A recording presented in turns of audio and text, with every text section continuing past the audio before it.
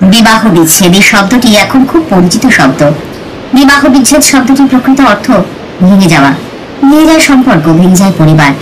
এতদিন যারা এক নৌকোর যাত্রী ছিল তারা ভিন্ন ভিন্ন নৌকোয় জীবনের যাত্রা শুরু করলো। আর সব থেকে সমস্যার মধ্যে যার দিন কাটে সে হলো সবচেয়ে ক্ষুদে সদস্যটির, সন্তানের। কিন্তু কোনো কিছু ভেঙে যাওয়াই তো কাম্য নয়। এই ভাঙন কিভাবে রোধ করা সম্ভব? ঠাকুর ও মায়ের জীবন ও আদর্শে সেই প্রশ্নের উত্তর খোঁজারই চেষ্টা থাকবে আজকের পর্বে। তাই ভিডিওটি শেষ পর্যন্ত দেখলে আশা করি আপনাদের ভালো লাগবে। ভিডিওটি স্কিপ না করে শেষ পর্যন্ত দেখার অনুরোধ করছি। সম্পর্কে অবনতি বা ভাঙনের প্রথম শুরুই হয় রূঢ় আচরণ, অসহিষ্ণুতা বা রূঢ় বাক্য দিয়ে। তাই তো মা বলছেন, মানুষের মনে আঘাত দিয়ে কি কথা বলতে আছে? কথা সত্য হলেও অপ্রিয় কথা বলতে নেই। শেষে ওই রকমই স্বভাব হয়ে যায়। মানুষের চক্ষু লজ্জা একবার ভেঙে গেলে আর মুখে কিছুই আটকায় না। ঠাকুর বলতেন, একজন খোঁড়াকে যদি জিজ্ঞাসা করতে হয় তুমি খোঁড়া হলে কি করে, তাহলে তাকে বলতে হয় তোমার পাটি অমন মোড়া হলো কি করে। আহা, তিনি আমার সঙ্গে কি ব্যবহারই না করতেন। একদিনও মনে ব্যথা পাওয়ার মতো কিছুই বলেননি। কখনো ফুলটি দিয়েও ঘা দেননি। কখনো আমাকে তুমি ছাড়া তুই বলেননি। কিসে ভালো থাকবো, সব সময় তাই করেছেন। একদিন দুপুরবেলা খাওয়ার পরে আমি যেমন যাই তেমনি গেছি। দেখি দরজাটি বন্ধ করা। আমি আস্তে আস্তে কপাটটি ঠেলে দিয়ে দেখি তিনি ঘুমোচ্ছেন। আমি কপাটটি বন্ধ করে চলে আসব। তিনি চোখ না চেয়ে বললেন, কপাটটা দিয়ে দে। আমি বললাম, আচ্ছা দিচ্ছি। তিনি আমার স্বর শুনেই চমকে উঠে বললেন, এ মা, তোমাকে তো তুই বলে ফেললাম। তোমাকে আমি কি করে তুই বলে ফেললাম? আমি মনে করলাম বোধহয় লক্ষ্যে এসেছে, আমায় তুমি মাফ করো। তিনি যেন কত বড় অপরাধ করেছেন এমন করে বারবার বলতে লাগলেন। ঠাকুর আর মায়ের সম্পর্কের এই সমীকরণ বর্তমান সময়ে প্রত্যেক মানুষের শিক্ষণীয় বিষয়। বিবাহের মতো পবিত্র বন্ধনকে বলা হয় 7 জন্মের বন্ধন, কিন্তু সেই কথা যেন ক্রমশ উপহাসে পরিণত হচ্ছে। সম্পর্কের মধ্যে শ্রদ্ধা না থাকলে ভালোবাসা অর্থহীন।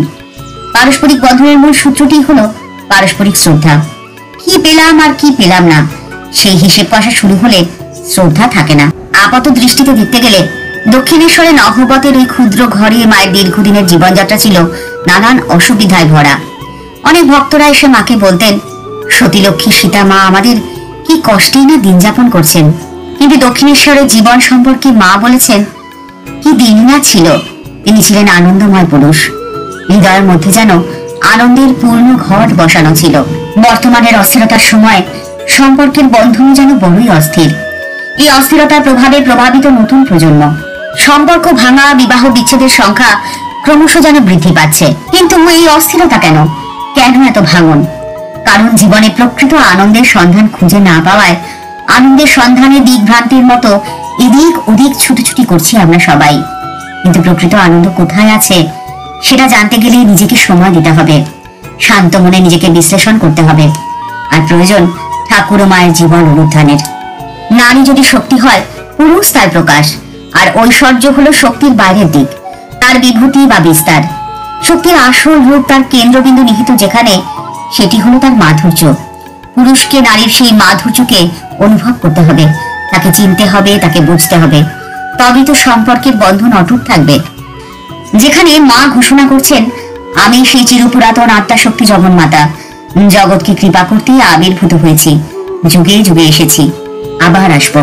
আর অপরদিকে ঠাকুর মায়ের এই মহিমা সম্পূর্ণভাবে উপলব্ধি করে জগতের সামনে মাকে প্রতিষ্ঠিত করার জন্য মাকে ষোড়শ রূপে পুজো করেছিলেন এবং তার জপের মালা, সাধনার সমগ্র ফল, এমনকি নিজেকে পর্যন্ত সমর্পণ করলেন মায়ের চরণে।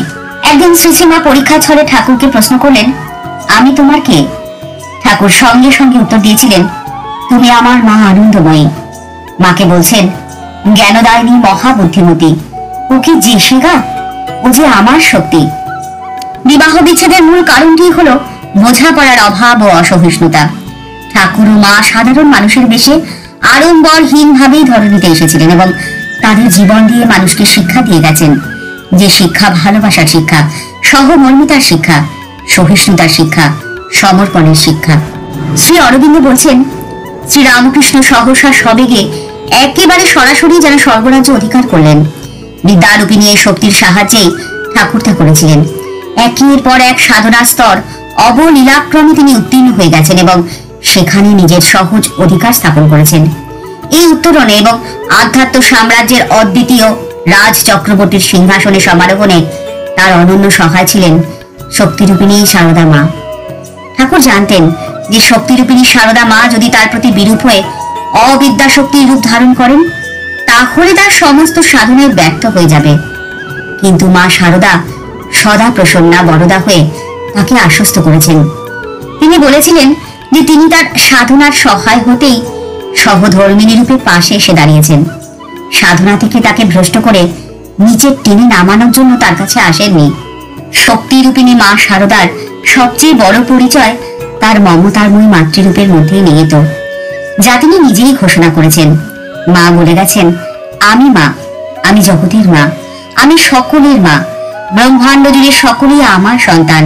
ঠাকুর ও মায়ের জীবনের এই শিক্ষা যদি আমরা গ্রহণ করতে পারি তাহলে হয়তো সমাজের এই ভাঙন রোধ হতে পারে।